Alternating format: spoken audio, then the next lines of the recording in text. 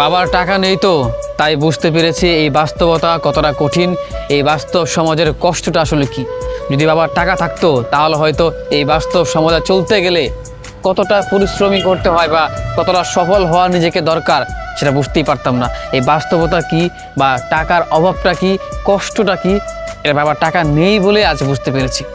হয়তো যদি বাবার টাকা থাকতো তাহলে হয়তো খুব আনন্দ উল্লাস নিজের শখগুলো পূর্ণ করতাম, কিন্তু আজকে বাবার টাকা নেই বলে এই বাস্তব সমাজের কষ্টটা কি, টাকা পয়সা রোজগার করতে কতটা কষ্ট হয়, এই বাস্তব সমাজে চলতে গেলে মানুষের কাছ থেকে কতটা আঘাত পেয়েও সহ্য করতে হয়, এই সব কিছু এখন শিখে নিয়েছি বা মানিয়ে নিয়েছি। আসলেই একটা সময় পর গিয়ে বুঝতে পারি যে বাবার টাকা নিত কী হয়েছে, আমার বাবা আছে সেটাই তো অনেক। অনেকজনের তো বাবা বলে ডাক দেওয়ার মতো সৌভাগ্য হয় না। সেখানে হয়তো বাবার টাকা নেই কিন্তু আমার বাবা আছে, তার দোয়া আছে, তার ভালোবাসা আছে, তার ভরসা আছে। কথায় আছে না যে বাবা হচ্ছে এমন এক বড় বৃক্ষের ছায়া যেটা কিনা শেষ অবধি তার ছেলের পাশে বা তার সন্তানদের পাশে থেকে যায়।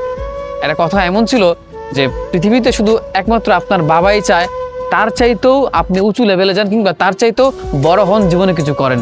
অন্য কোনো মানুষ সে চাইবে না আপনি তার থেকেও, হ্যাঁ সবাই চাইবে ভালো করেন, জীবনে উন্নত করেন, কিন্তু তার চাইতে বেশি উন্নত করেন সেটা কেউ দেখতে চায় না বা দেখতে পারে না।